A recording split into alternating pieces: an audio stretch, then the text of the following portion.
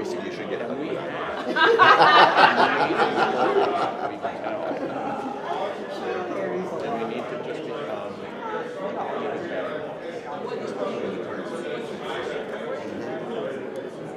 Yes. No, I don't know anything.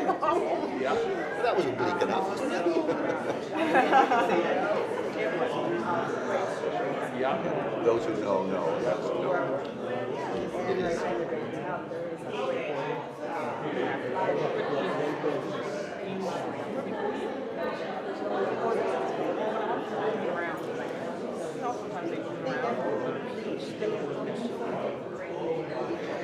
Story about the stories.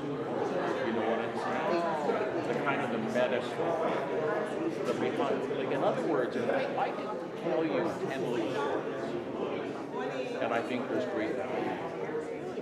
But if I have one story, and then these are 10 technical examples of the one story, I think that's more coherent, it's more powerful. And so, yeah, we need sort of 3 layers. We need the story, which is the base, what I would use in talking to people. We have the stories, which is very individual, which is true. And then there's this middle layer, which I don't think we have, which is the story about the stories. That is turned to the business. I think it's also your background. I don't know anybody else helping to find my envelope tucked away here. And we've started to Just his favorite. yes, this one happened. With Suzanne and Dale and Donna. And it's days like today.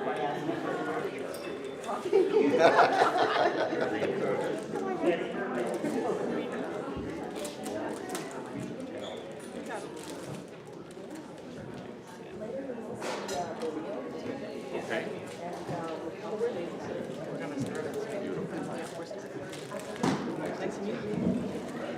Good morning, everyone. Good morning. If you can make your way to your seats, please, we're going to get started.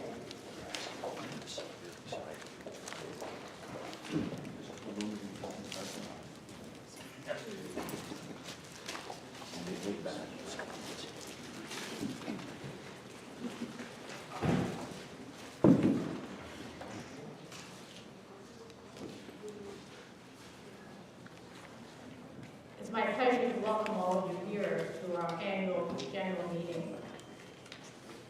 And in the spirit of tradition of this organization, I'm going to open with a prayer. So if you would join me in a prayer, please. Thank you. Heavenly Father, we thank you. We thank you for this moment in time. We thank you for bringing us all together in person for this AGM. We just ask for your blessings over the proceedings of this day, and bless all that give their heart and soul to this organization. These things I ask in your name. Amen. Amen.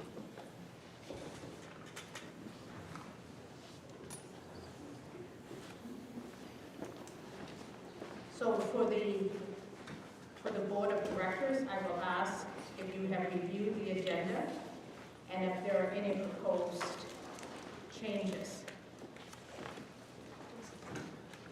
Only if our guest speaker isn't here, I recommend that we move that item down on the agenda.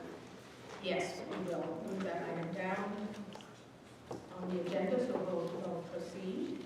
And I have one addition to the agenda. We have special remarks by the Associate Deputy Minister of the Office of African and Nova Scotian Affairs, Dwayne Coco, and we'll move that as item, that will be item number 309. So I'll call for a motion for those 2 changes. So moved by Greg. Seconded by Chris. That we do get that adjustment to the agenda. All those in favor of the motion? Unanimously carried. Thank you. So it's my pleasure now to invite Associate Deputy Minister Dwayne Corot to come forward to bring us special remarks. Thank you.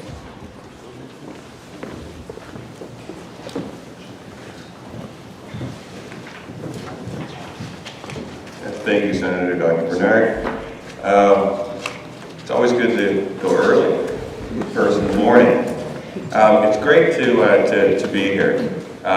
You know, on a Saturday morning, to see so many people out and see such activity. I mentioned to someone a little bit earlier that this doesn't have the feel of an AGM. It doesn't have the feel of an AGM, and that's kind of special because I think we're doing some really special things here. I know the origin of the Empowerment Academy, and for those who know a little bit about my background is really in education, whether it's through adult education, but really in the public system. But as a former executive director for the Black Educators Association, adult education was always very important to me, to be able to give opportunities for growth and development so that folks of African descent specifically had a pathway to make sure that they had opportunities for gainful employment. That's why today, and I know as AGMs flow, I'm not going to take too much time on your agenda. It gives me great pleasure today to be here because the Africadian Empowerment Academy aims to inspire and support people of African descent to pursue and achieve their educational development goals as a pathway to individual and collective empowerment, with a mission to assist people in upgrading their skills and qualifications for future employment and entrepreneurial pursuits. And with that said, that's really what our Office of African Nova Scotian Affairs is all about in a number of ways. So, Minister Dunn is unable to be here today due to a prior commitment, but he will be reaching out to you, Senator. But it's with his support as well that this was really a no-brainer, especially after meeting with staff and having an opportunity to talk about some of the programs that you run. But more importantly to me, to be able to experience some of the individuals that have been impacted by your program and some of the individuals who actually run the programs themselves and their commitment and dedication to the uplifting of folks of African descent within the trades fields.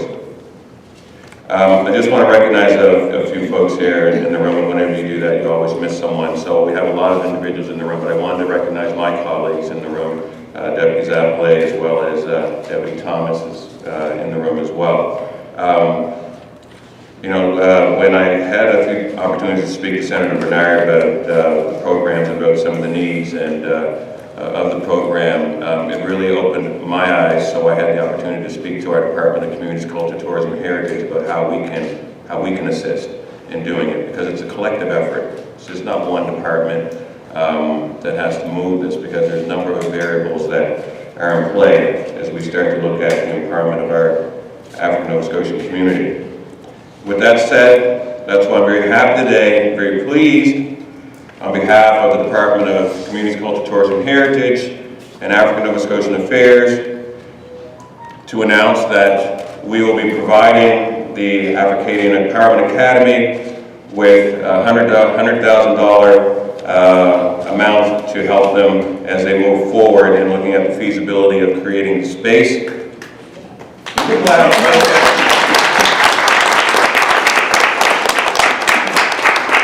In creating a space to allow for the increased opportunity of African Nova Scotian community members to return to education, strengthen individual, family, and community engagement and empowerment, and the employability pathways. The funding will support the future growth and development of a dedicated space for the AEI, or AEA, eventually, right? AEA, to fully implement its 2021-2024 strategic plan, as well as increase the number of programs offered and create space to engage participants in employability pathways in the trades in a community-driven, Afrocentric context, in welcoming this learning environment. And with that, I want to thank the members of the board, past and present, as well as the staff members who work tirelessly to make sure this happens, and the community members who promote and engage the work that's needed in order to make sure that we have opportunities to have gainful employment, but also the educational outcomes needed so that we can achieve that gainful employment. With that said, we want to thank you on behalf of Minister Dunn, Department of Community Culture, Tourism, and Heritage, and our staff who are here today as well from African Nova Scotian Affairs. We want to wish you a very successful AGM and look forward to further conversation as well as collaboration as we move forward with the Empowerment Academy. So thank you very much.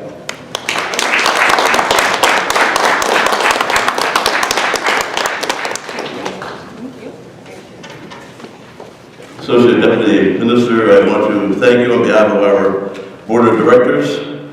We really appreciate your contribution that will help us go a long way toward our future endeavors to grow, expand, and benefit the economic development of Nova Scotia. Thank you very much.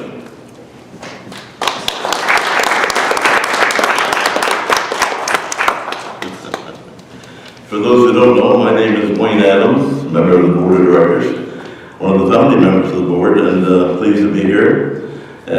Former local politician and provincial politician, and jack of all trades, and I'm actually none. Thank you very much.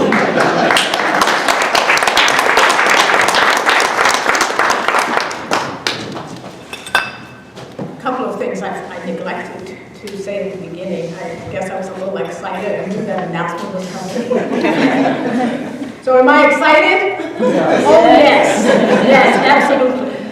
So you'll notice we have a photographer and videographers here, and so we're capturing this moment. Please, if we do not have your consent to use these after the event, particularly on our social media, let us know if we don't have your consent. Otherwise, we will assume we have your consent to use your photos and anything that's videotaped here today.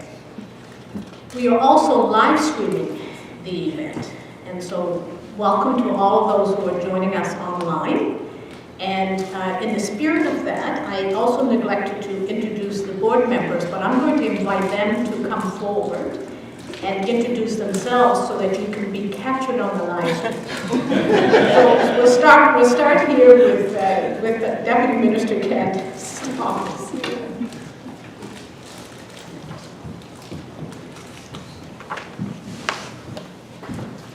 Good morning, everyone. I'm sure, like me, most don't want to be captured on the live stream.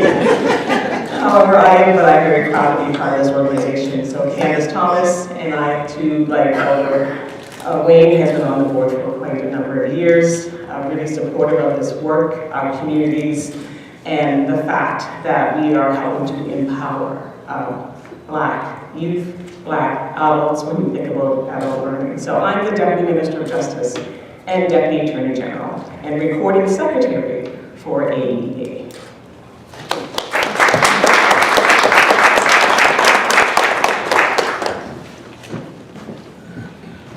Good morning, everyone. I guess I'm the youngest, youngest member of the Board of Directors. I recently joined last year, and I am acting in the role of Treasurer of the board. Like, for me, it's I see like empowering people as a great thing to do, especially the Black community, because sometimes we don't know how much we can do because we don't have that access. So when you get those access, you know, you can push as far as, you know, your capacity can take you. Thank you.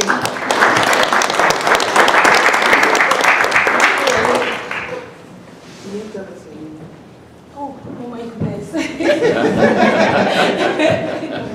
I am so sorry. My name is Fumi Odeni, and yeah, I am a fashion designer, but I have accounting background.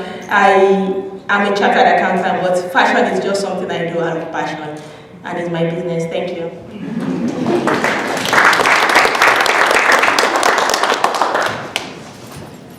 Thank you very much. My name is Chris Atwood. My day job, I'm the Executive Director of the Community Business Development Corporation that supports rural economic development throughout rural HRM. So, like Fumi, I'm relatively new. This is my second year on the board for the Africadian Empowerment Academy, formerly known as the East Preston Empowerment Academy.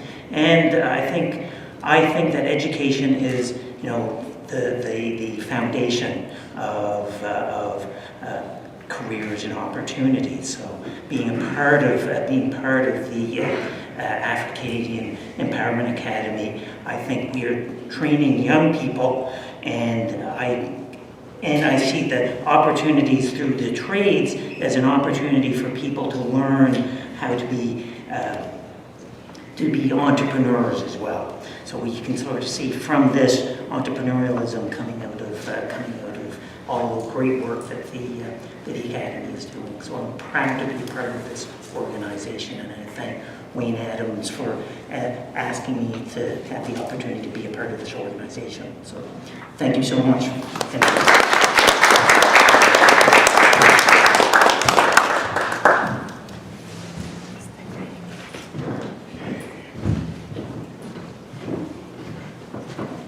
So my name is Greg Browning. I'm just one of the regular board members here on the African-Canadian Empowerment Academy.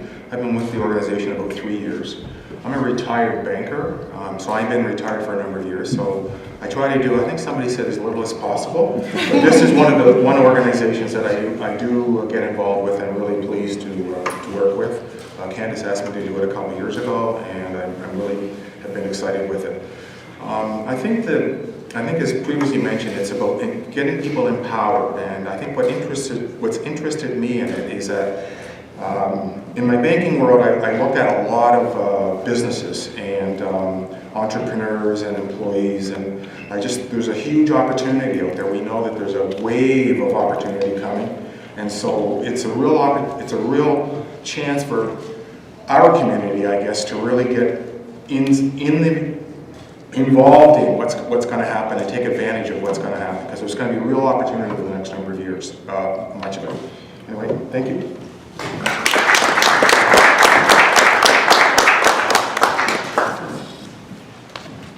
I forgot to introduce myself as well. So, I'm Walter Thomas Bernard. I'm also one of the founding members of the Empowerment Academy, and I now serve as president.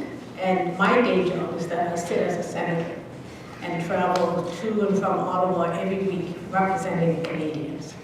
And this work that we do with the Africadian Empowerment Academy is so important that I missed the opportunity to meet President Biden so that I could be here this morning.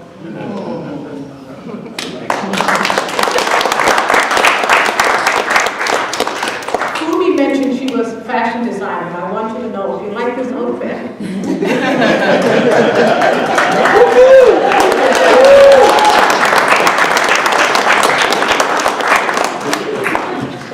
a little promo for Fumi.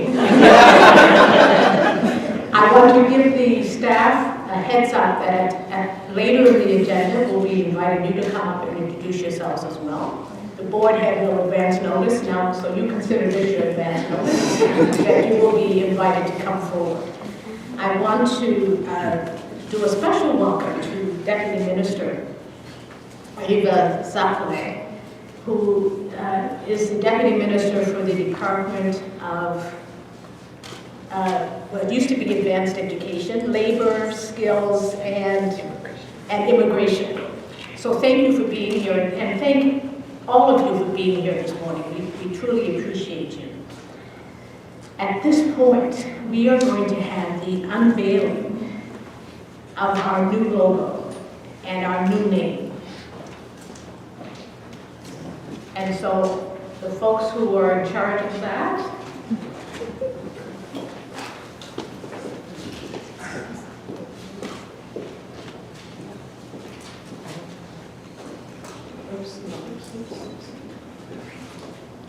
so our order was shifted.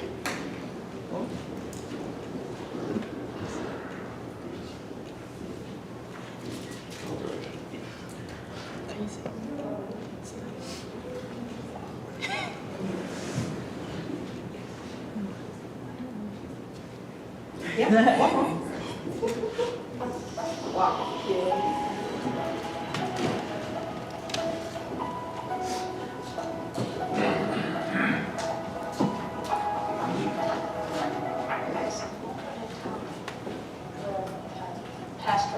the Quinto Porter and I were doing a workshop with the men's brotherhood. And in doing that work, they asked us to come back and attend one of their meetings. Could we have the volume turned up, please? The conversation. Who says I got a conversation? I remember us and the men, what holds you back? And one of the men said, I don't have enough education, so I hold myself back. And I remember saying, so if we can find a way to help you with that, would you be interested? Yes. I had no idea what we were going to do, what we were embarking on. No idea what's going to happen. But I prayed about it. And I prayed for inspiration and ideas. And that's really how this work began. We operate pretty structured ago. We don't have a lot of fun. We don't have permanent board funding like some organizations. We operate from project to project, and we've been successful. Those projects have been so successful, they have spurred on another one. Because of historic, systemic, anti-black racism, there's been a lack of access to post-secondary education, including the trades. And that has an impact then on the type of employment and also how much money you can. Part of what we were trying to do with our organization was to break some of those barriers so that our community members could gain access to employment in their chosen fields. And also to break those barriers so that they had more equitable access to employment and more equitable access to opportunities in employment. That's the name, Pathways, was selected really deliberately because what we were trying to sort of envision was creating different pathways to employment and employability for African Nova Scotians so that they could contribute in the labor market.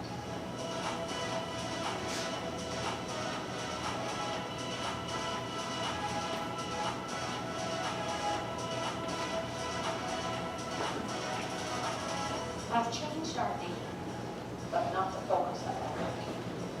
We changed our name to the Africadian Empowerment Academy because in all of the research that had been done on our organization, I kept hearing from many, many people that they believed that the name, the East Preston Empowerment Academy, was only for residents of East Preston.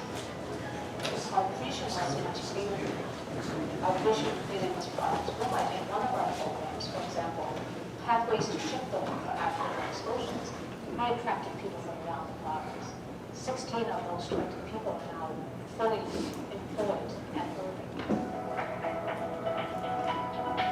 Let me get in a comment.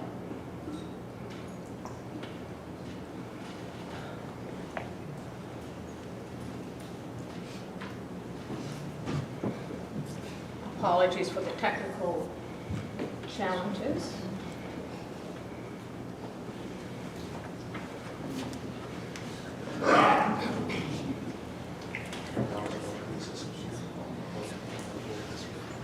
Of course, you know, when they tested this yesterday, it worked perfectly.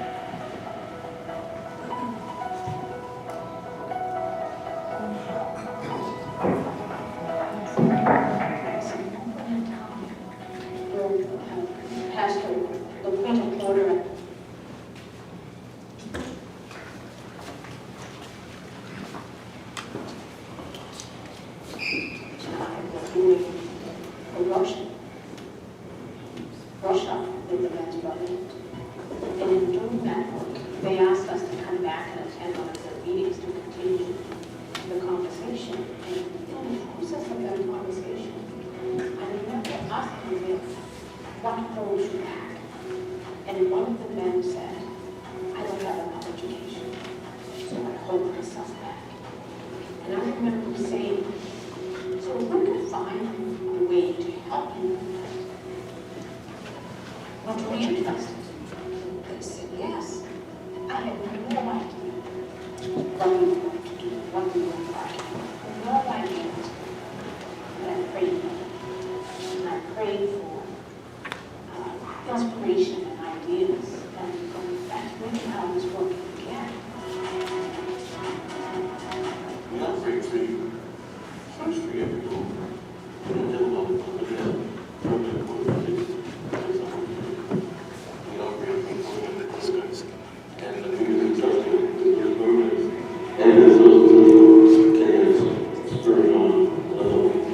Because of historic, systemic, anti-black racism, there's been a lack of access to post-secondary education, including the trades. And that has an impact.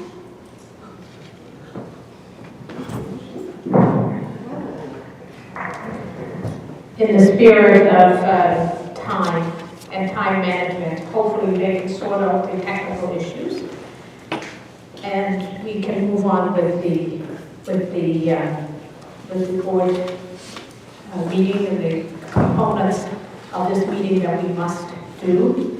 Those important things like reviewing the minutes of the last AGM and asking, so I will ask the board members now if there are any corrections or additions to the minutes of last year's AGM, assuming that you have all reviewed them, and I will call for a motion in our capacity as members. So to approve the minutes from the last AGM as So it's moved by Chris Atwood, seconded by Elder Wayne Adams, that the minutes of the meeting of the annual general meeting of members of March 26, 2022 be approved as presented. Next, we'll go to the financial report of the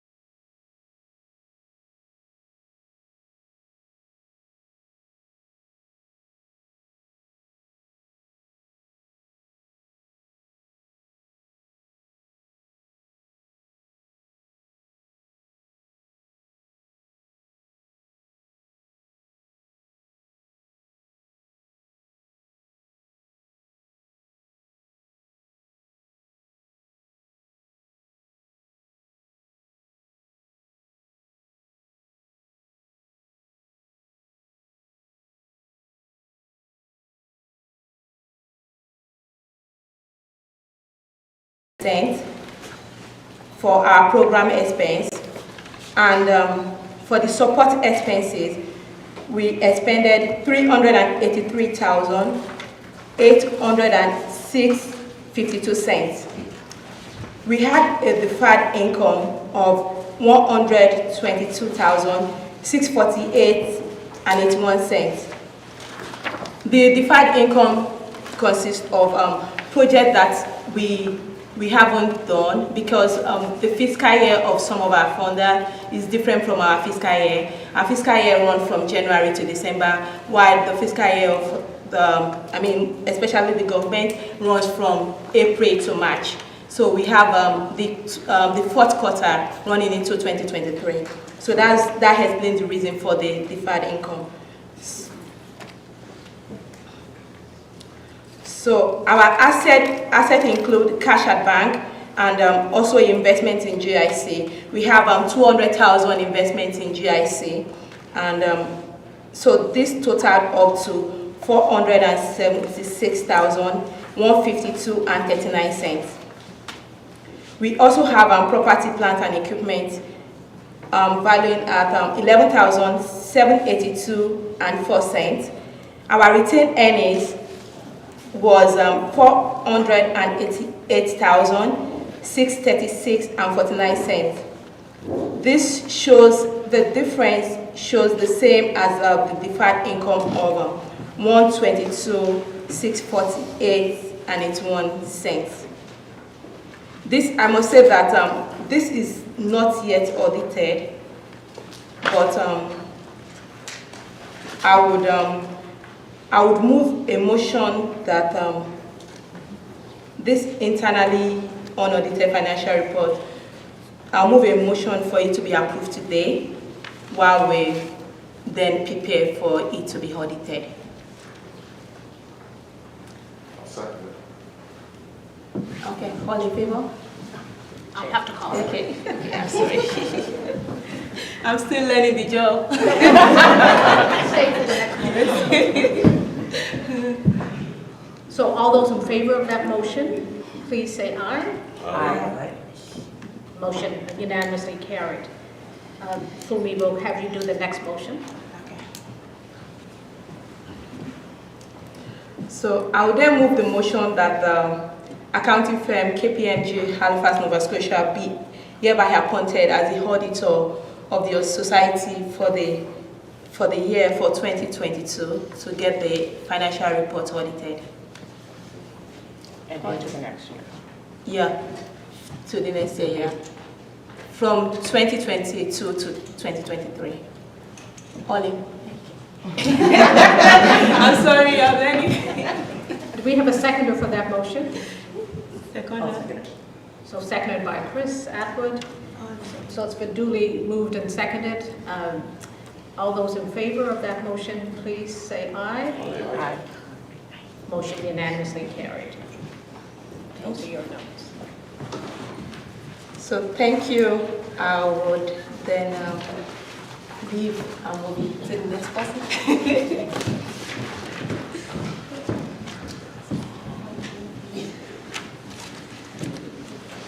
I'm going to just, so they tell me the sound is back on. The sound is working now, but I think we'll just go forward and finish these agenda items. So the next item is approval of past actions of directors. So I will call for a motion on that. Candace? That the actions of the directors of the society taken on behalf of the society since the last annual general meeting of the society be and the same be ratified, confirmed, and approved. Seconded by Alvin Wayne. Yes. So you've heard that motion. All those in favor of the motion, please say aye. Aye. Motion unanimously carried. We'll call for approval of past actions of officers. Item 9. Candace? So the last motion, just for your information, was in our capacity as members, because it is the members who appoint directors. This motion will be in our capacity as directors.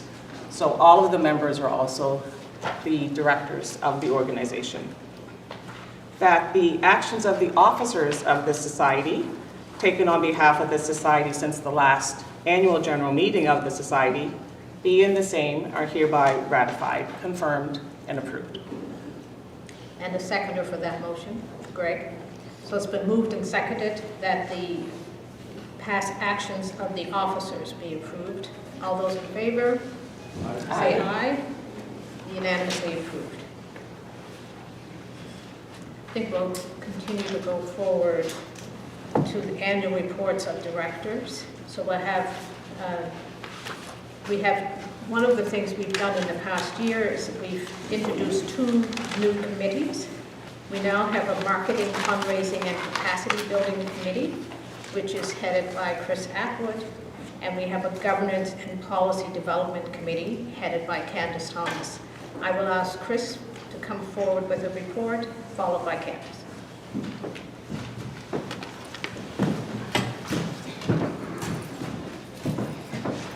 Thank you so much. So this is just basically an oral report in regards to fundraising. I was happy last year in March, in cooperation with the CBDCs, there was an agriculture networking event that had a jollof rice fundraiser over there. And that was, I think that was part of donations that was recorded. So that was a good event. We're hoping to continue on with doing that. The other thing as far as fundraising, I believe that our staff participated in a number of fundraising courses, and we're on the path of getting our charitable recognition. So once we have that, then we're going to be able to continue to do that. And as far as marketing, as I say, you've seen all the wonderful stuff in regards to the branding and stuff that's been going on with us as a new name at the Africadian Empowerment Academy. So really that, I would say that's about all for my report. Thank you.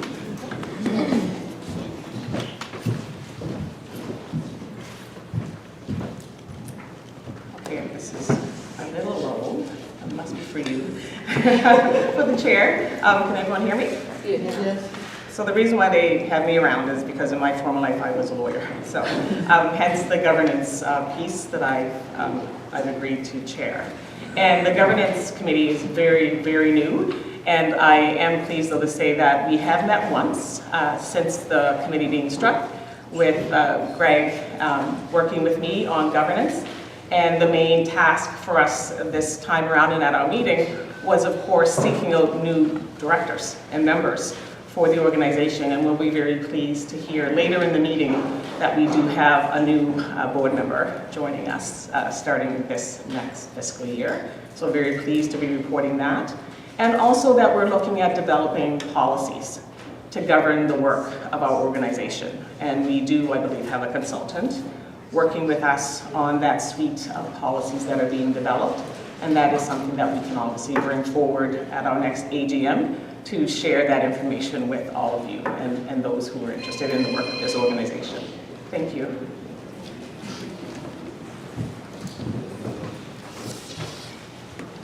Thank you, Candace and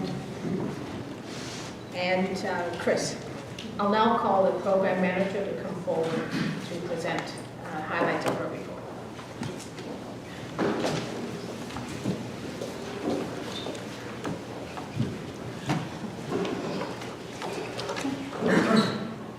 Good morning, everyone. You're welcome to this honorable event. So my name is Omolara Obukosi, and I wear double caps with the Africadian Empowerment Academy. So I manage the program and also serve as the executive director. So I'll be presenting the year review of our activities for 2022.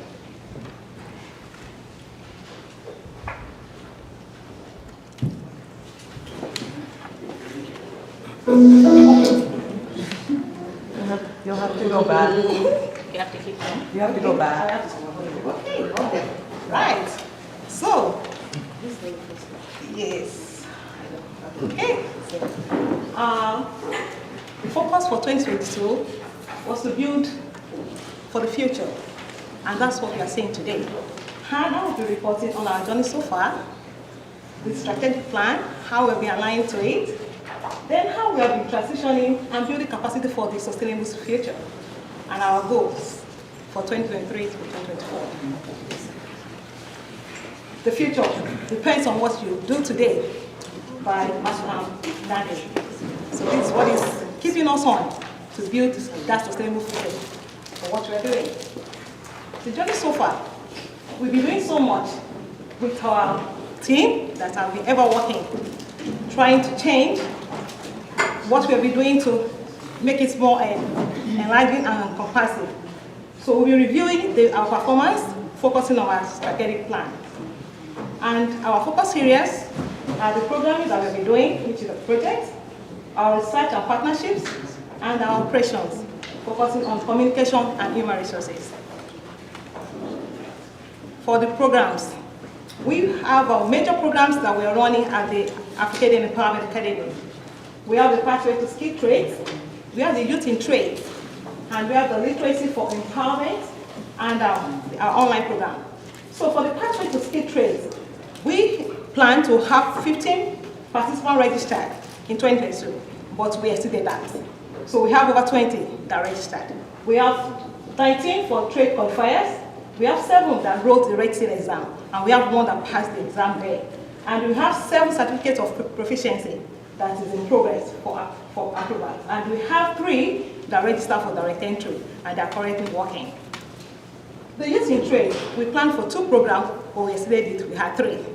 We have the community-led program, we have the Youth in Trade that was being sponsored by Association of Black Social Workers, that we getting our youth and we took them on them trips to different industries.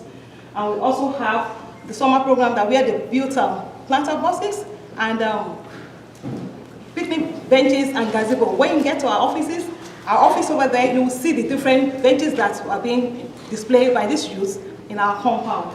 Then we have the life skill program. That's our professional program that we are running at the academy. We have the public speaking program. We have the computer literacy for the adults, and we have the civic engagement program. I'm glad to say that for the computer literacy for the adults, for the seniors, we had over 53 seniors that attended the program. And this is the second time we're also running it. Then we are moving our programs online. So our plan for 2020 was to move it by 40%, and we did that 40%. We have most of our program run on the Google Classroom for the participants. We are also on the Endpoint platform, where we have all our participants registered, and they also had their evaluation and all other research work that is being done there. So we are still moving on, and we are working on that to make sure that we are delivering the distance education throughout Nova Scotia. For research and partnerships, yes, we are building our database. Every day we are having new members, we are having partners on our team, and some of our partners are here today for the evaluation tools.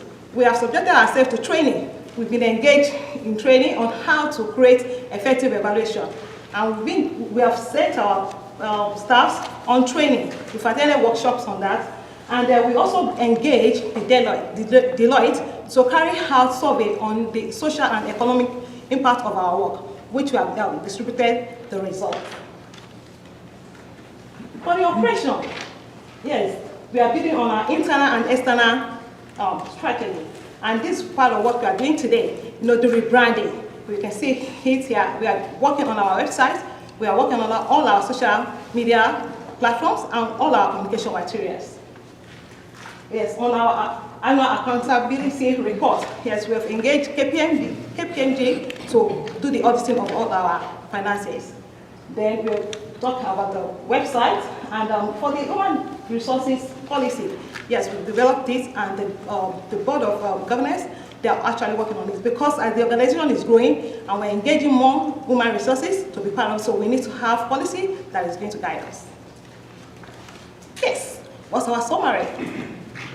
We are delivering for our participants. We have worked with over 100 participants from 2021 till now. Yes, we are experiencing success. We have exceeded all our targets. We are 85% for 2022. And our target audience, they are growing by the day. We are engaged, we are having engaging community, engaging partners. Now they believe in us, they trust us, and they are registered for our programs. And we will have waiting lists for some of our programs. Yes, what's our goal?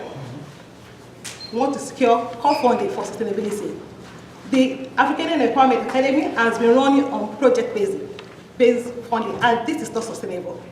So we are securing for core funding to sustain the current program and for the future ones. Then we want to secure our charitable status. The application is in progress. We want to diversify our funding. The governments are wonderful. Now we want to get the corporate partners to be part of our funders and individuals to make donations. Of course, we want to develop our office and training facility. Why? We are working with Nova Scotia Community College and other institutes. We discovered that I would say that last summer when we had the students, the youth coming to do the platter boxes and the picnic tables, you will see them in the sun, working and building all this. But if we can have a facility, a training center that can engage these youth to do that, that would be fantastic. And we have some of our participants working in the industry that, they need to write their RETIL examination. But most of the services that are being provided there that's going to help them, to write that RETIL examination. So the Africadian Empowerment Academy has taken it upon itself to provide extra workshop. So every Thursday night, we are at the NSCC campus providing extra workshop for the welders, and that's why they can write their RETIL exam. We have 5 of them that have written their exam at the IBM shipbuilding. So I just want to thank Fred. He has been so wonderful engaging these people. So if we can have our facility, this will be so easy because the 1 day in a week is very limited. We want to build more partnerships, and that's why we're here. So we can build that sustainable future. Thank you for believing in us.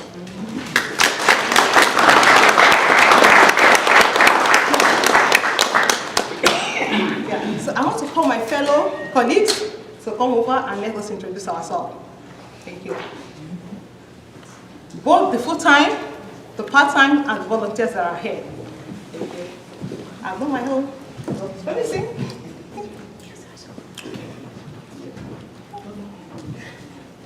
Good morning, everyone. Thank you so much for coming. My name is Tomisi. I know you know that name on paper, but this is the face. Thanks so much for coming. I'm the executive assistant of this organization. I joined over a year ago, and I'm so pleased to be here. I work directly with the executive director and the board of directors. Thank you so much.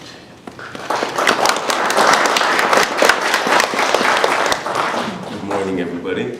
So my name is Fred Crawley. I'm from East Preston, and I'm the project coordinator with the Africadian Empowerment Academy.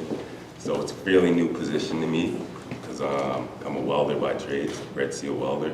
So, but it aligns with my passion to give back and to empower the community and the people, the residents. So it's a little bit about me.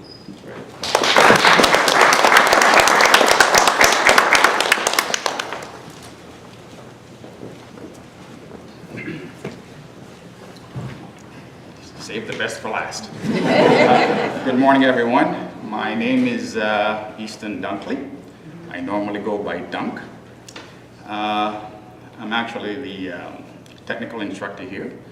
My background is I used to be a naval officer, retired as a commander, and a marine systems engineering officer. Worked in many areas, technical as well as business. And just a little bit of background, I was asked by the East Preston Empowerment Academy back in, I think, 2013 or 14 to do a Remembrance Day presentation. And at the end of that presentation, I was put on the spot by Pastor Porter, who said, oh, I would be a great contributor to the program, so I couldn't say no. So since then, I started out with the ALP program, and I added the GED program where I do math for both, and subsequently moved on to the Pathway for Trades program. And sometimes we do have high school kids who come in, so I also help them with technical work. So basically math or anything scientific, that's what I do there. Thank you.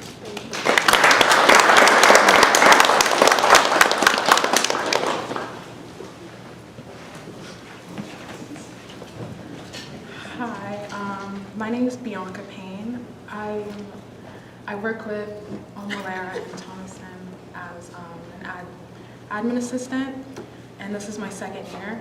I'm currently in my second year at Dalhousie, so it's A lot of this is fairly new to me, but I'm enjoying it. I really like working with them. Thank you.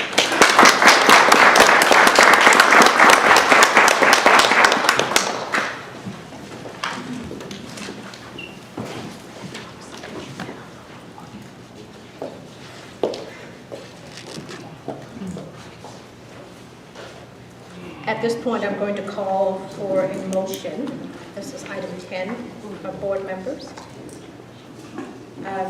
For a motion to accept the annual reports of directors. Elder Wayne? You gotta read it out? We have to read the motion. We have to read it out. Well, I'll read it out for you, Elder Wayne.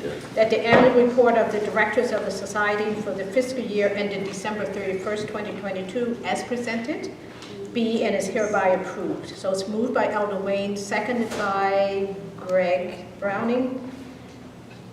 You've heard the motion. All those in favor of the motion, please say aye. Aye. Motion unanimously carried. Next item, election of new directors. I will call for a motion. Candace?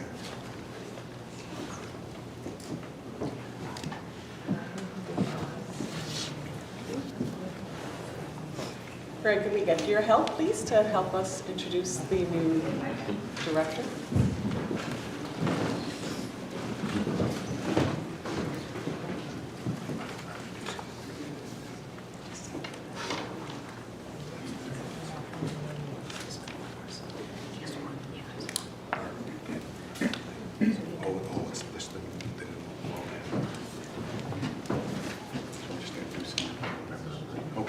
All right. Oh, sorry about that. Okay. So one of the things that we're going to do is I'm going to make a motion that so we have a new board member who's going to be joining us this year, and he is a past. My mind went blank for a minute. Okay. We're going to be introducing a new board member, Graham McDermott. Graham is joining our, is that right there, Candace? Yes. Yeah, he's going to be joining our board. Graham was previously the principal of Akerley College for a number of years in the aviation college. He's a writer and a teacher by trade. So I'd like to make a motion that Graham McDermott is elected as a director and member of the society to hold office for the term commencing April 1st, 2023, and ending March 21st, 2025, or until their successors are elected or appointed. And that motion? Seconded by Wayne. So it's been duly moved and seconded that Graham McDermott join the board, commencing April 1st, 2023, ending March 31st, 2025. So all those in favor of the motion, please say aye. Aye. Motion carried. Graham, could you just come forward and introduce yourself, please, and particularly for the people. If someone could just move this up, I would appreciate it. I think they'll be able to hear me. For the people who are online.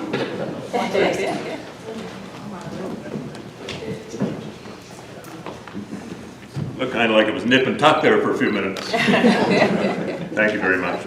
I'm Graham McDermott. For the last 8 years of my career, 30-year career with the college, I was the principal of the Akerley campus, the Aviation Institute.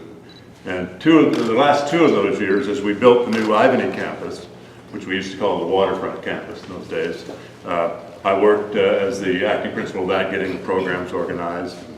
Robbie Shaw and I ran back and forth, but we flew actually, to Toronto regularly to meet with our architects there and build that magnificent new campus that young man over there is attending at the moment. I'm delighted. Greg asked me in the hallway, we're both on our board of directors at our condo building, and Greg asked me if I would do this. I said, geez, there'd be a lot of people, Greg, that would be better at this than me. And he said, well, possibly. Anyway, I was delighted to accept that, and my work at Akerley for years, I was heavily involved in in promoting the African Studies program, in making sure that Henry Bishop and his lads came out and did the drumming for all our convocation ceremonies. So I'm just really pleased to be here and part of this incredible program. Thank you very much. Appreciate it.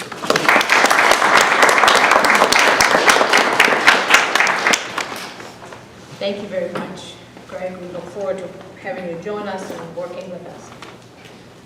We're now going to have our guest speaker, Eddie Carberry III.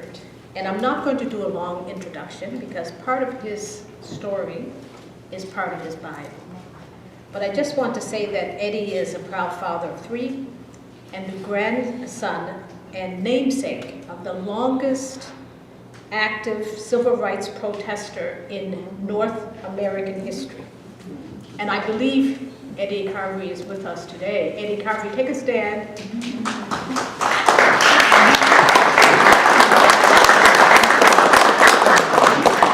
Eddie Carberry III spent most of his life living, learning, and growing on the lands where the community of Africville once stood. His experiences from such a remarkable time in our collective history have shaped him to become a small business owner, co-host and co-creator of Amazon Music's award-winning podcast, Africville Forever. If you haven't seen it, you should. He's a community advocate, activist, as well as a consultant. Eddie began his work career at the age of 13. I believe that's against the law, but anyway. At the age of 13 as a painter, progressing from a laborer to a journeyman and finally achieving his Red Seal certification. He is proud to have completed, someone should clap for that. He is proud to have completed commercial, residential, and industrial levels. He is now the implementation lead with the Halifax Port Authority, and today he comes to bring us an inspiring message about reimagining the future. Eddie Carberry.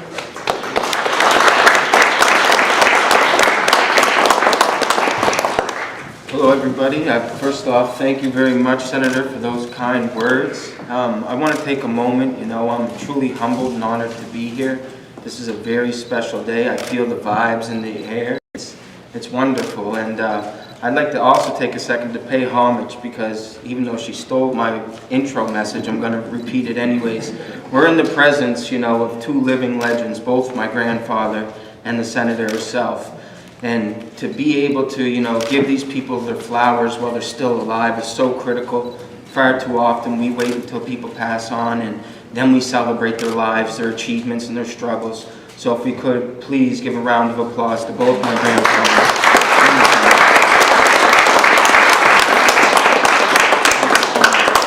And so, as she mentioned, I'm going to take you on a personal journey. I know I don't really like to talk about myself too much, but it's important for you to know where I'm going. It's all based off of where I've been. And I think that's what brought me to this place today. And again, I'm just honored to be able to be here and speak to you all and be a part of this wonderful day. So, reimagining the future. And as she mentioned, I'm with the Halifax Port Authority. It's taken an awfully long time for our people to be able to, get a toe in the door, let alone a foot. 60 years, matter of fact, really before we've been able to have a voice in an industry that has not been too welcoming to us. And, so I feel those pressures every day, but I also see the abundant amount of opportunities that I can provide for our people.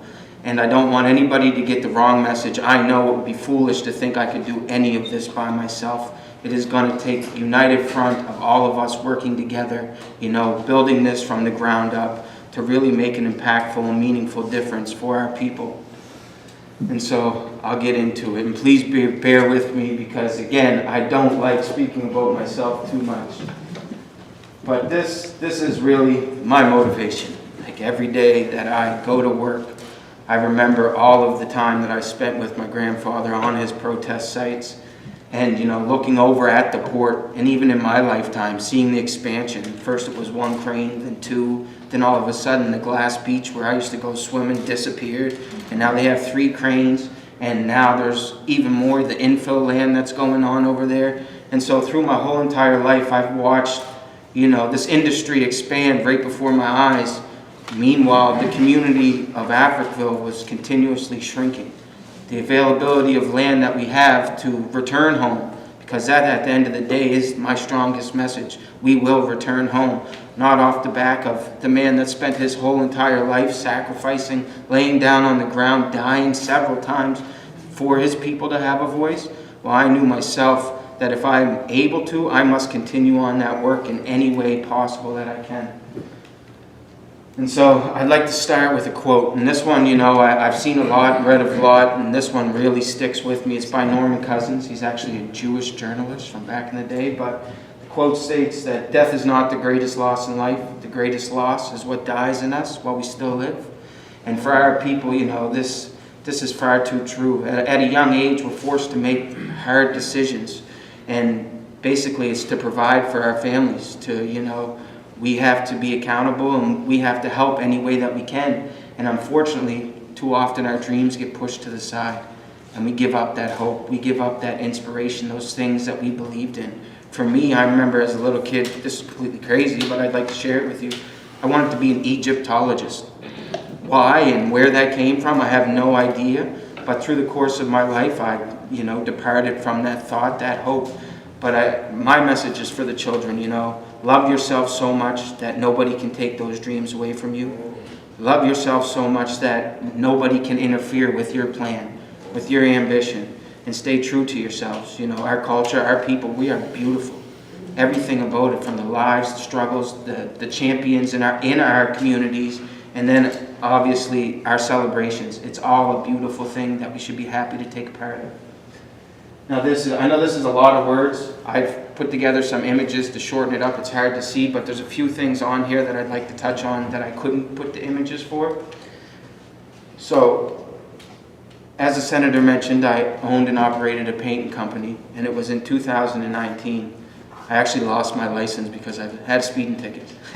So I was for a week, and in that week my father was driving me to and from work, and we were headed out on the Dumbrack one day. And unfortunately, we were going about 60 kilometers an hour, and a lady took a left-hand turn, and we got in a car accident head-on. The car, from our perspective, the frame was twisted. I couldn't get out of the passenger seat, so I called 911. My father instantly got out to help the woman to make sure she was okay. But things quickly went left. They very quickly went left. The police were probably the second people to show up on the scene. The firefighters were the first to arrive. It took several of them to prompt open my door so that I could get out. And all in this time, they were asking me, for identification, what the cause, and I told them my name. It's Eddie Carvery. And as I did this, the woman, she was a white lady, she caught wind of what had happened, and that I mentioned my name, sorry. And in that moment, she looked at the police officers and she pointed at me and she said, he was the one that was driving. Right? And from that very moment, the whole circumstances around the situation changed. I went from being a victim of a car accident now to being a suspected criminal. And the way that the police approached me, the first cop, he straddled me almost like he was going to sucker punch me in the face or something. I felt, very taken back, intimidated. But at the same time, I knew that our people faced these circumstances on the daily. So I had to stand up and speak my piece, even at that very moment. I was harassed for probably about 20-25 minutes on the side of the road that day. My mother ended up coming. She's a white woman as well. And she was brought into tears that, that her son was just in a very serious accident. And because of the words of one person, I now became the suspect of some kind of criminal investigation, it seemed. And it was unfortunate, but it was also in that moment that things started to change in my mind. I made a good living as a painter, but I knew if this could happen to me, what about my brothers and sisters of darker complexion? What happens when they get in an accident and someone makes the same acquisition? They might not even be as lucky as I was. So at that moment, I knew I had to take a stand and really focus my efforts on advocacy, because as some would see my skin tone as a privilege, it never was for me. I've always related to the community, to my grandfather, to our people. And so this was the moment in my life I decided to make a change. And as the senator mentioned, the most fortunate thing in my life was that man spent his life protesting on the lands of Africville. This enabled me to almost get a sense of what the community was like for our ancestors. I got to swim in the ocean. I got to fish, provide him food, whether it was mussels, periwinkles, fish, berries. We had rhubarb in front of his camp that we used to cut, make pie. It was a beautiful thing to experience that to its fullest, experience. But also at the same time, there he is in the army fatigues. That's the man himself. But yeah, at the same time of all those beautiful things, there was also horrific things that had happened. There was many nights that we were there and gunshots would ring out and my grandfather would literally have to cover me with his body just to make sure that I was okay. Whether it was incidents like that or the police disturbing his camp, ransacking it to try to push him out of what he was doing. One memory that I would like to share with everybody here today is one of my earliest where I was a witness to racism. And it was when the G7 summit came to Halifax. Bill Clinton was actually the keynote speaker, or whatever you want to call it.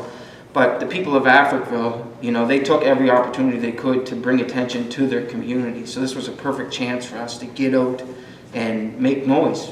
And my grandfather always had to be at the front, of course, right? So he's there and he's at the front of the protest. It was right across from the courthouse on Spring Garden. I was there with him hand in hand, as I always was. And he's very vocal, and he was speaking his mind, which he deservingly should. The police were all across the street in riot gear. They were on horses. It was a very intimidating scene for our people. But my grandfather proceeded to be himself, which I admire. Unfortunately, the commotion became too much for those in power to deal with, to let our people have our chance to speak. And one of the cops, he actually struck my grandfather with a billy bat, a baton, whatever you want to call it. And he told him, "Shut up, you N-word." And in this commotion, I was shuffled through the crowd back to my mom, again, who was a white woman. And the only thing that was in my mind at the age of 7 years old, I got back and I said, "Mom, why did that police officer call Granddad an N-word?" And her eyes just started instantly watering, filled with tears, and she couldn't stop crying. And that was, from that day forward, I knew that even though I looked like those in power, I felt so much like those who hurt every single day. And this again was just another piece of that little puzzle who shaped me into the man that I am today. So this was the childhood home for me right here. Oh, sorry, don't want to expose that one yet, but this is my grandfather's, this is the protest site. This is where it all began for me.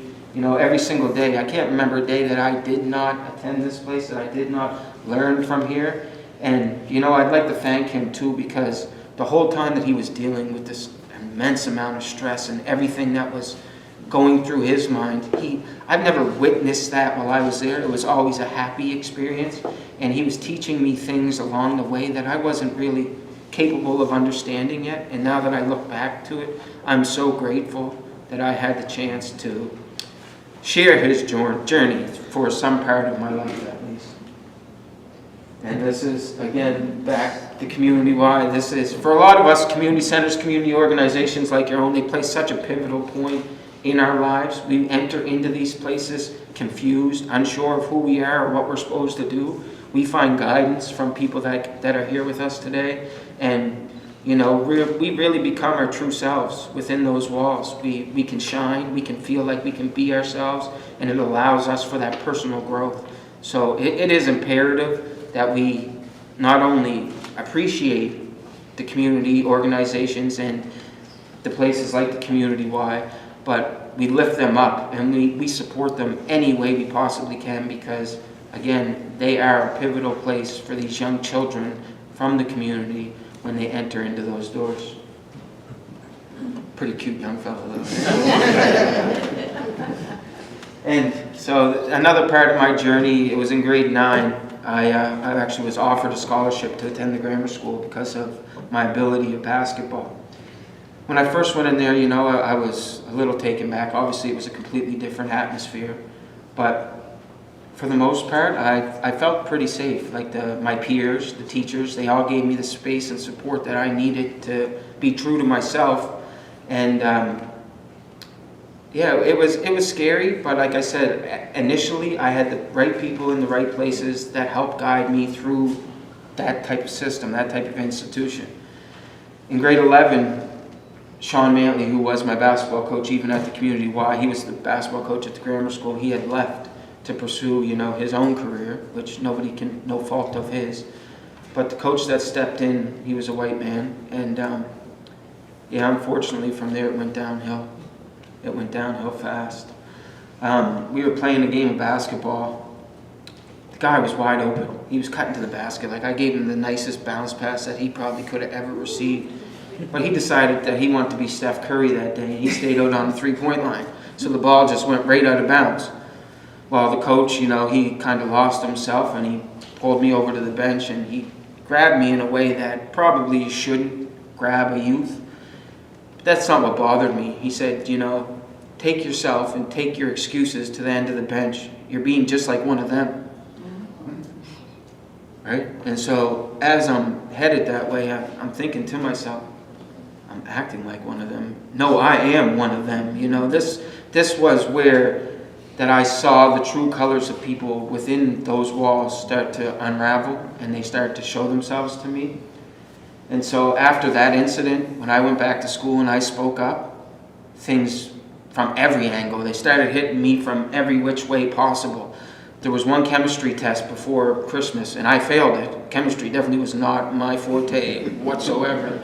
And they decided to put me on academic probation. A little highlight in these sad moments was I had the whole entire school wearing Free Carvery t-shirts in the grammar school. So if you can picture that, that's pretty remarkable, right? But yeah, so unable to play basketball, those dreams, like what I mentioned, now they were starting to be crushed. I started to feel real small in a big place. But that's not where it ended. I had a research and writing class. And even though that the whole point of that class was to create controversy and let people speak on their emotions, after all this had happened, it was no coincidence, by the way. I walked into that classroom. There was 9 kids in my class, so it was very intimate. And as we sat down, the teacher went to the chalkboard. I can still remember clear as day, and she wrote 2 words on the board. She wrote the word slavery, and she wrote the N-word. And she said to me, both of these terms should still be acceptable. And that was, excuse me for getting a little emotional, but that was the final, that was it. I could not, even though the opportunity for myself was great, if I would have finished school there, I could no longer participate in any of that. If they're going to treat me this way, if they feel comfortable doing these things, well, no matter the benefits to myself, I must take a stand for my people. And I decided to leave. And, unfortunately, the institution of school wasn't really much on my mind anymore at that time. But again, all of these incidents leading up to today have shaped me into the man I am. So I'm thankful for both the bad and the beautiful. And so after that accident, because that's the incident that I explained to you would have preceded this, but then when George Floyd had been murdered, a lot of people's eyes opened to the atrocities that our people face on a daily, not only in America, but here in Canada too. And through some very generous folks, both white, black, institutions, organizations, there was a large donation made to my grandfather, and he was actually able to buy that trailer that you saw at the beginning of the slideshow and return to the lands of Africa. And that was, it was a very powerful moment, not only for myself, but I believe for him, to see that people actually cared about the work that he was doing. It's been a long time, so it was a long time coming for him to feel justified and a greater sense of acceptance outside of our community. And so then, after that accident, and now he's returning, he got a beautiful brand new trailer. I'm fired up. I'm ready to go now. I'm ready to attack anywhere in any way that I can possibly lend my hand. And that's what led to the creation there of the Africa Forever podcast. And that was a beautiful moment. Far too often people try to, seclude us to a certain time in history, to try to leave us in the past. And for me and for Africville's case, nothing could be further from the truth. We all still believe so much in returning home to our community, and I wanted to find a way, to convey that message. And I thought, you know, Wakanda Forever, there's no better way than to present the podcast with those words, exactly, Africville Forever, because that's what it is, that's what it was, and that's what it always will be for our people. And I actually got to co-host and co-create this with a gentleman from Ghana, Alfred Bergeson. He's the founder of Tribe Network, which is doing some pretty amazing things around here. And our friendship, it quickly turned to a brotherhood. He's a beautiful human being. I have nothing but the utmost respect for him. And again, like, that's what reignited my spark. And looking back to those stories that I had told you, growing up on the protest site, seeing the port continuously expanding, I thought, you know, there's no better place for me to start than at the top. If I can tackle that challenge, well, the ripple effect that's going to have throughout not only our community, but these organizations and institutions who have purposely, intentionally closed us out of their doors, well, that's the best way that I feel like I could make an impact. You know, they say sometimes, Eddie, you can get into rooms that we can't. And I used to get aggressive over that thought because I related so much to my people. But then it clicked to me, okay, well, if I can, that's my duty. That is my role, to get into those rooms where our people on a larger scale aren't welcome, and then to amplify their voices and to stand for them and all of the struggles that we have faced throughout our entire lives. And again, you know, I continued my work with Alfred, and what had happened was, as the more, like the sequestrian land, it kept growing and growing, and enough's enough is what I really thought in my head. And it came to a point where I was ready to lay down across the train tracks myself if I had to bring to the port's attention, like, okay, we need to be involved in whatever you're doing. And basically I demanded that I speak to the CEO, Captain Alan Gray. A little background about him, though, just for everybody's, you know, 2 cents. He's a man from Australia, so he doesn't have that historical connection, those ties to this place. It made it a lot easier to convey the message to him. He was more accepting of what I was presenting to him. But we kicked it off right from the initial conversation. There was talks about building a marina in the little cove that they were building, but really, what's a marina going to do for the people of Africa? I don't know too many of us that own boats. You know, like, I think there's another way, another approach that we can take to really have a larger impact. And that word reparations, that's what was circling in my head. And what's a better form of reparations than to have active employment or employment opportunities through education supported by the Halifax Port Authority. And they just grabbed that idea. And I don't want to get it misconstrued. Right now, you know, there's, across many industries, there's a large need for human capital. So I knew that they needed us, but our people needed this opportunity as well. This is something that's going to elevate us, turn generational trauma into generational wealth, and then we can build on our own. We can get back home. We can make our home wherever we choose and be together again.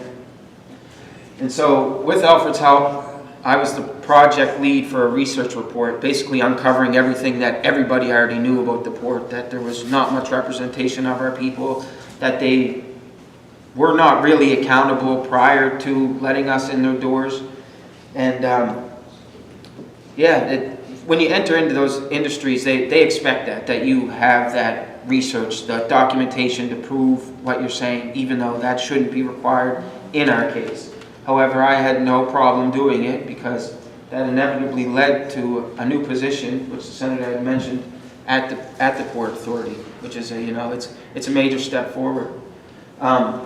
In the report, we made some pretty strong recommendations. Some you can see here, you know, mandate diversity education, all that, the typical stuff. But I wanted to take the time to have a section for Africville. And this is like one of those steps forward in the direction that I was speaking to. Along with that sequestrian land that they were infilling, they had plans to build a new marine container examination facility. And I thought to myself, you know, what better way to really highlight our people, highlight our community? Let's rename that whole facility the Africville Container Examination Facility. And, you know, some people might be a little held back by that, but what I saw was, this is an opportunity now. Any container, any piece of documentation that something was examined, it will now bear the name of Africville, and the port is an international business worldwide. So this is a step to taking back our community, you know, to being recognized, to being able to let the people know that Africville was very much so still present. And I just wanted to share that with you guys because I felt like personally myself, that's a very powerful tool. It's a very large step in the right direction that the Port Authority even entertained that idea and let alone accepted it and helped me push it forward. And as the Senator mentioned, I am now the implementation lead for the African Nova Scotian Black Pathways to Port Careers. And again, thank you. It's very funny, and I've listened to so many of her speeches, and in the one for the one that she had just given for the African Heritage Month, she expressed her feelings about us sharing an affinity with the water, our people. And it's so true because back in the day, you know, it was a way of life for us. It provided not only fun and leisure, but our food, our transportation. The people of Africville used to get in their canoes and go across the harbor and visit the indigenous community on the other side. Like, this was who we are, who we were. Unfortunately, at the same time, it's also how we were brought to this place, to this land. So for me to be able to enter into an industry that exemplified, you know, not only greatness, the port is a great place, but that exemplified such a great opportunity for our people, not only educationally and economically, but to get back to who we were, to reshare that affinity with the water. And so, you know, I enter into work every day, obviously a little nervous, but I have so much, I stand on the shoulders of giants. So as I go in there, you know, those nerves, those feelings quickly get pushed to the side. And I just am inspired to do everything in my power to create more and more opportunities for us each and every day. Very good.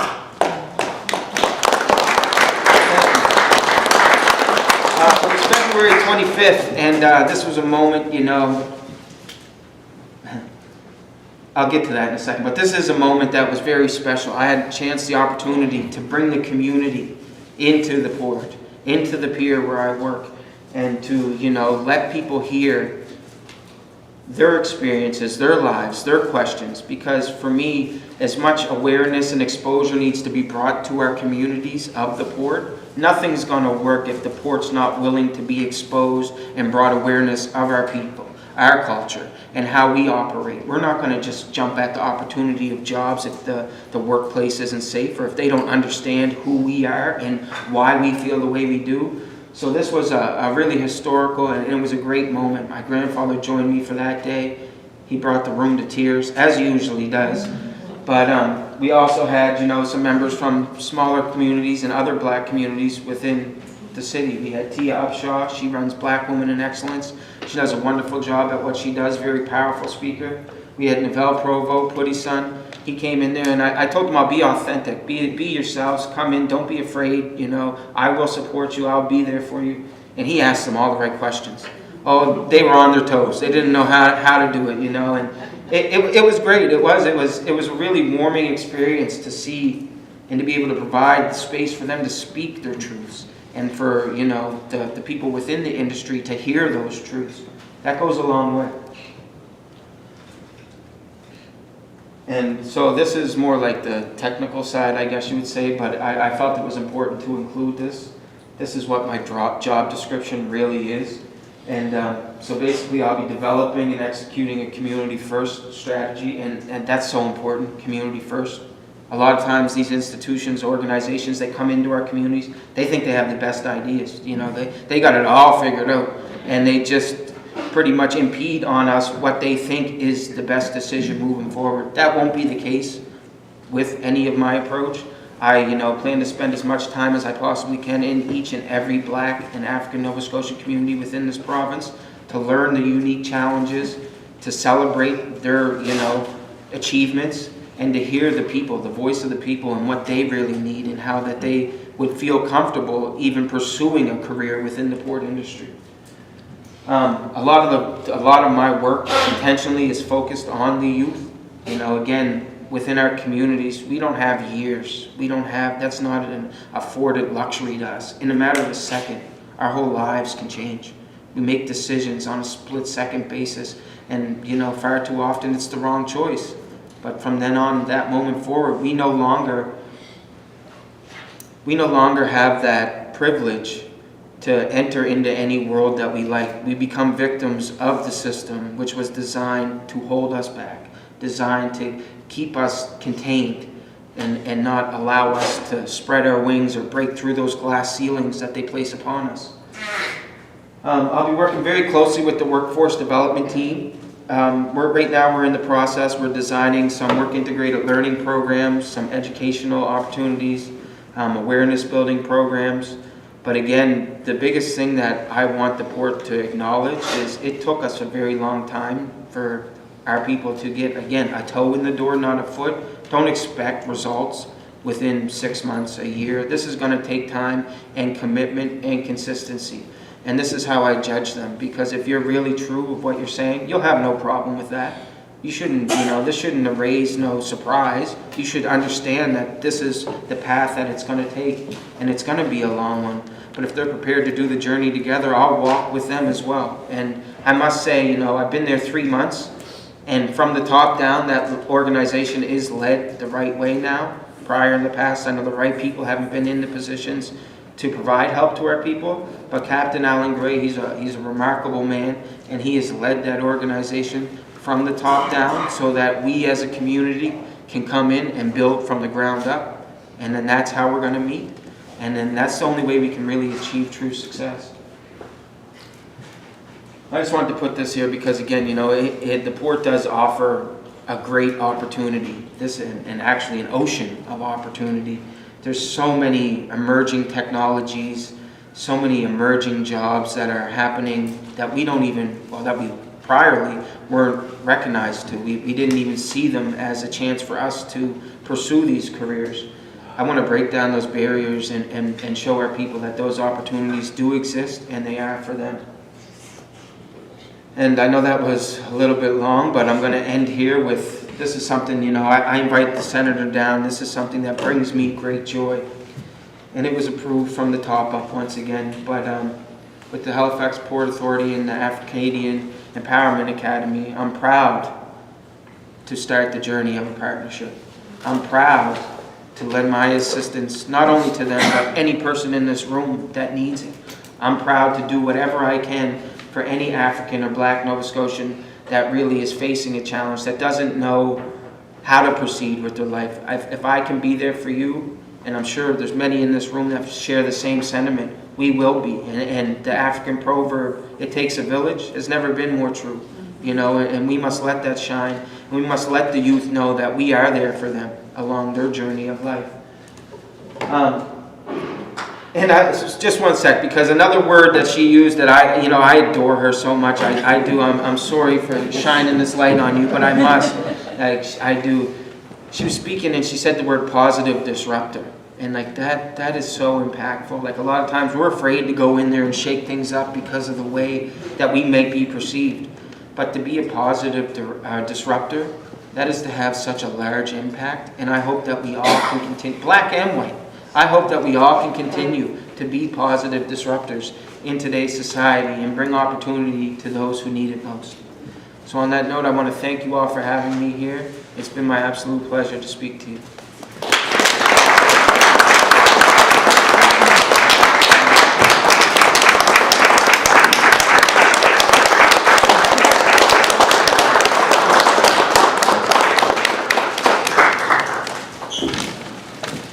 I am so grateful that you have become a positive disruptor.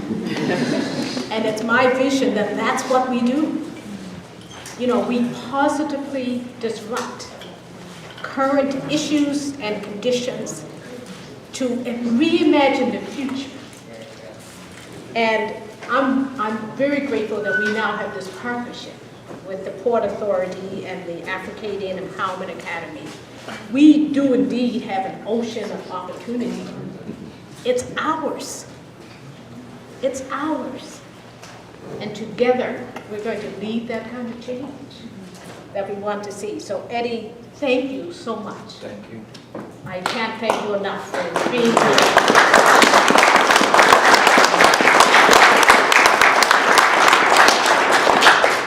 When you talk about generational trauma,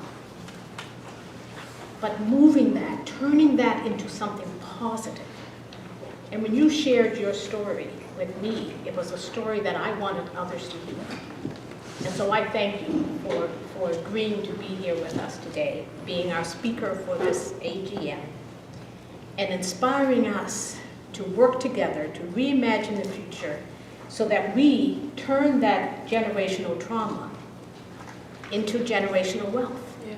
Together we will. I don't want to say we can do this, I'm saying we will do this. Here. Absolutely, we will do this. So now, we'll go back to the unveiling. We'll try again.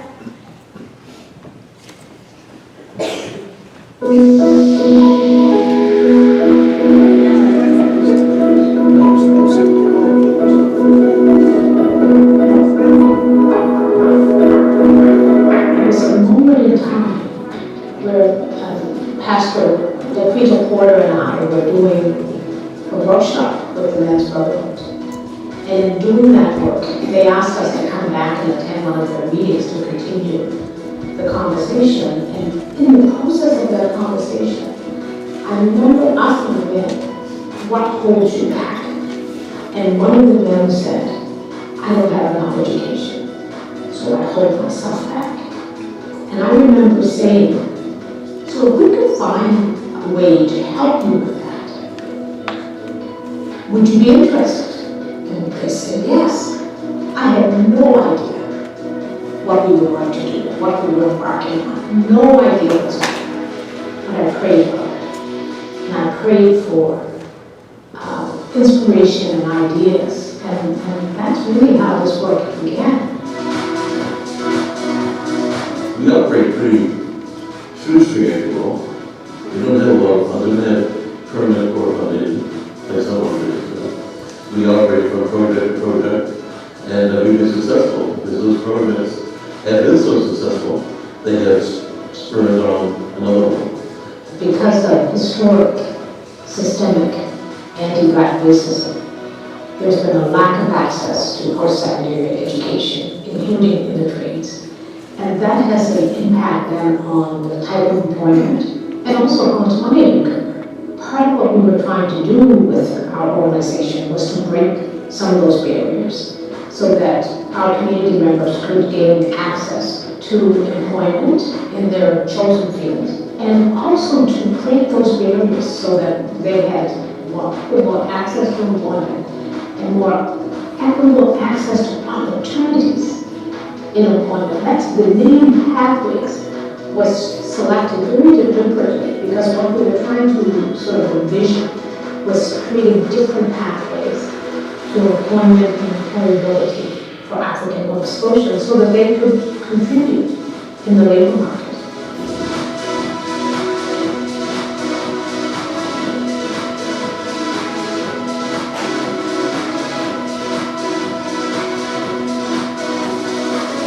We've changed our name, but not the focus of our work.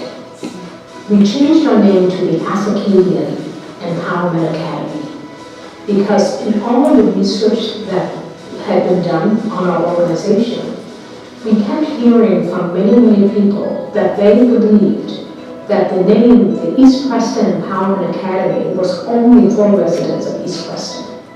And so our vision was much bigger than that. Our vision really was province-wide. And one of our programs, for example, Pathways to Shipbuilding for African Nova Scotians, we attracted people from around the province. 16 of those 20 people are now fully employed at Irving. The Africadian Empowerment Academy is a community-based organization. And our focus is to help people of African descent to be fully recognized and to also have full participation in the fabric economy of Nova Scotia. We have been inspiring people, we have been helping people to achieve their educational and developmental goals, either through as an individual or as a collective form of empowerment.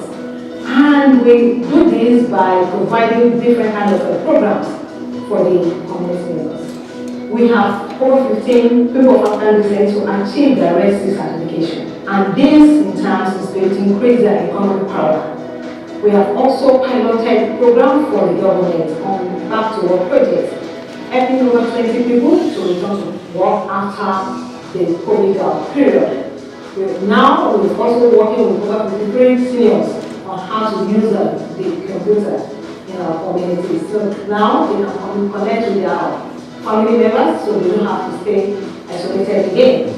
The idea of this youth program is to encourage this youth to explore different routes apart from academics. They need to know that there are other things they can do outside university, right? They can explore the skilled trade professions. And that is why we have this program to bring them together, to expose them to different trades that we have, and we connect them with mentors that can teach them, train them on how to go about these programs.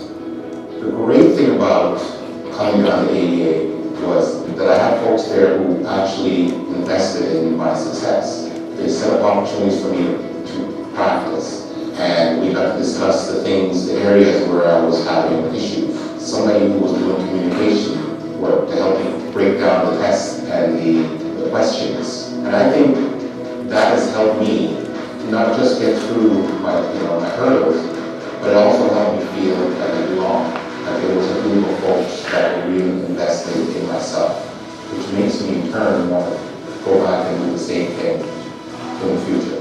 The name Africadian Empowerment Academy signifies our deep commitment to people of African descent, our deep commitment to African Canadians, and our deep commitment to ensure that we realize that vision of people of African descent taking their rightful place in the labor market. When I think about the potential for the future, I can see us having programs across this country, because the issues of lack of access to employment and employability pathways for African people extends from one end of this country to another. And the work that we're doing here could very easily and very quickly be scaled up to work in other communities if we had the resources that would enable us to do that.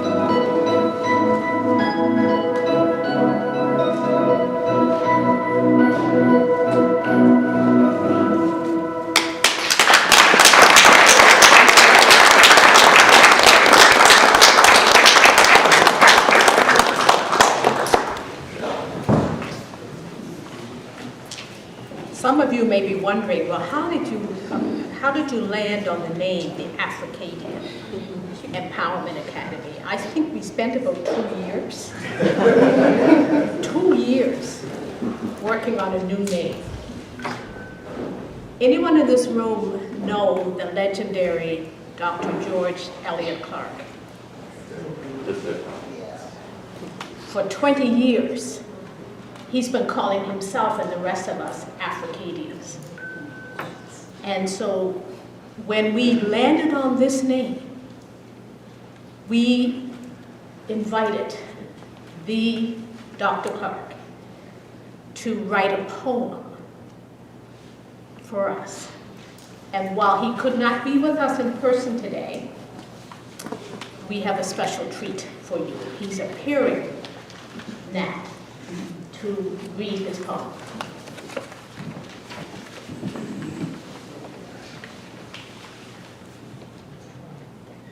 Hi everyone, I am Dr. George Elliott Clark, the E.J. Pratt Professor of Canadian Literature at the University of Toronto.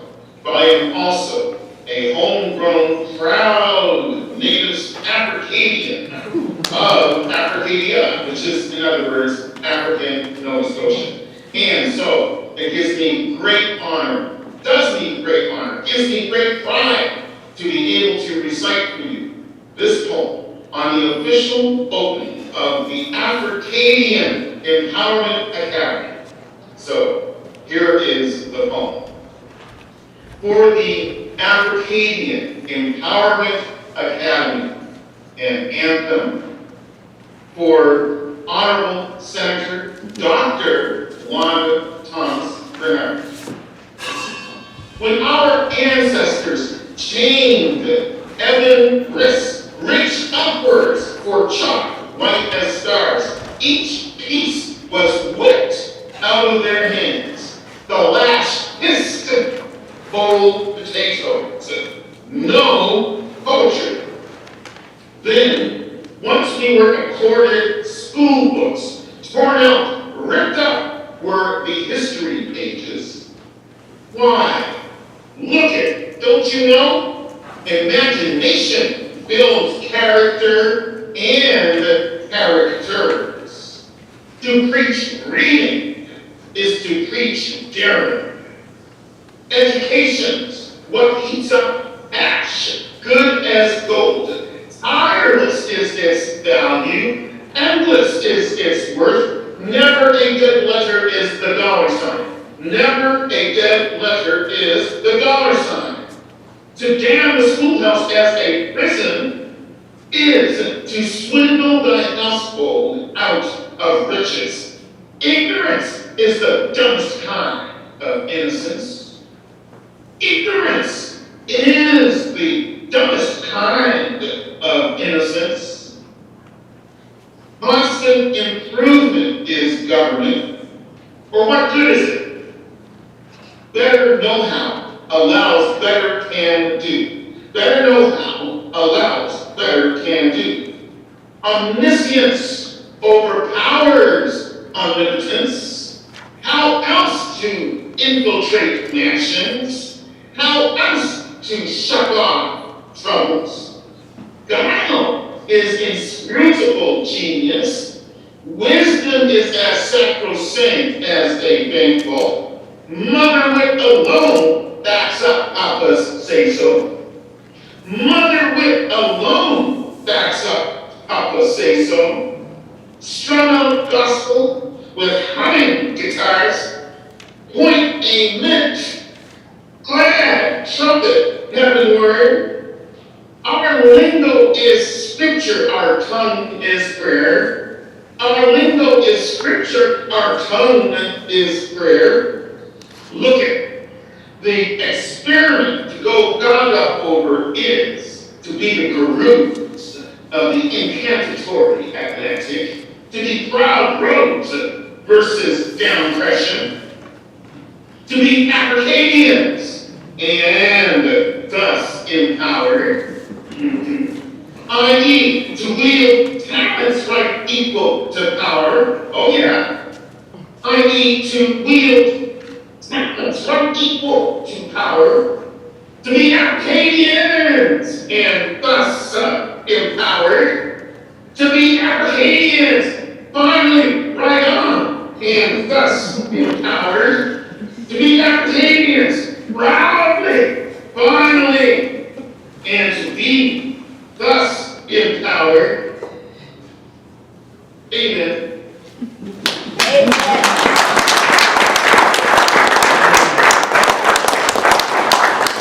To be Africadian is to be empowered, and empowered we are. And when we reimagine the future, we reimagine a future that has us moving every barrier from our spaces, and our partners help us to get there. So when I contacted Dr. George Elliott Clark, he was beyond excited, as you could hear. As you could hear, and you have a copy of the poem in your booklet. This is not on our agenda, and I hope I will be forgiven for asking our deputy minister to come and bring us a few words, but our deputy minister of Labor, Skills, and Immigration. Would you mind sharing a few words with us this morning? Thank you.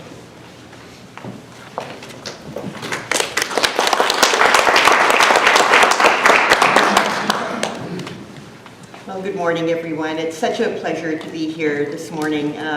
I, too, have fallen victim of Senator Wanda's text messaging and phone calls. I can't say no to her, and she knows it. So, but really, it truly is a pleasure to support the Africadian Empowerment Academy and to work very closely with Omalara and Thomason and the team.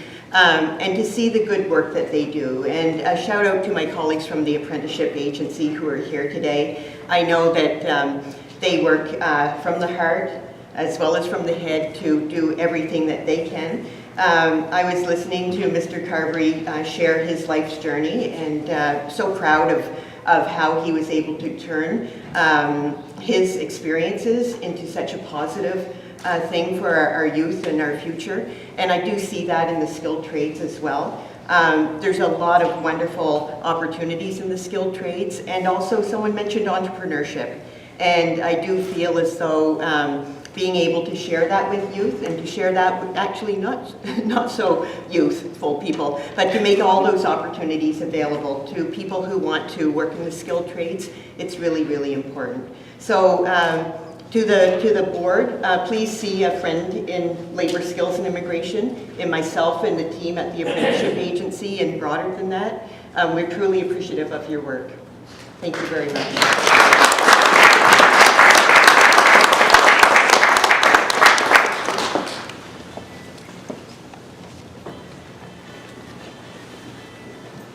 We certainly do see you as one of our partners, and are very grateful for all of the support. And we're grateful for the support we have from all of our partners. We do have a job fair today, and I would ask people to be sure to stop and visit with those who've come to just highlight some of the work they're doing. We are very grateful that you've all come this morning. So we're nearing the end of the official part of our meeting, and at this point, we're now at item 13 for the board. So the public part of our meeting will be ending, so I will call for a motion of adjournment. Greg, you look ready? I'm going to adjourn the general meeting of members of the African Empowerment Academy at around 10:45. So it's been moved in our capacity as members and directors, the motion to adjourn the annual general meeting of members. And seconder? Seconded by Fumi. So it's been moved and seconded that the public session of our meeting be adjourned. All those in favor? Aye. Motion carried. Thank you. So as I mentioned, we do have a job fair. So we want to officially open the job fair. And we also have, I don't have a list of who's here for the job fair. If someone could just bring that forward, please. And we have some refreshments for you, catered by Mr. Smooth, Food Trucks and Catering. So we want to invite you to this time of socializing just at the back, so there'll be opportunity to visit the job fair and to socialize and to enjoy some refreshments. I'm going to ask Elder Wayne,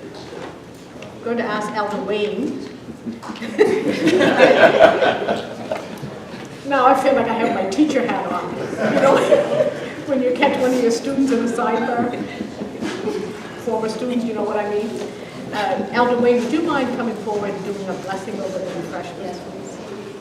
Thank you. I have to say no to her.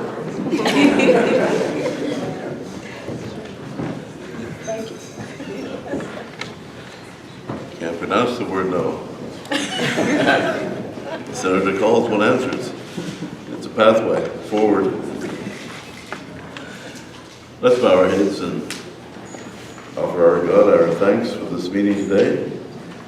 We thank you, Lord, for moving us forward in the direction that we should move. We ask you to bless the food we are about to consume in our bodies and bless it to our best use. We ask those who have prepared the food to receive your blessings. In Jesus' name we pray. Amen. Amen.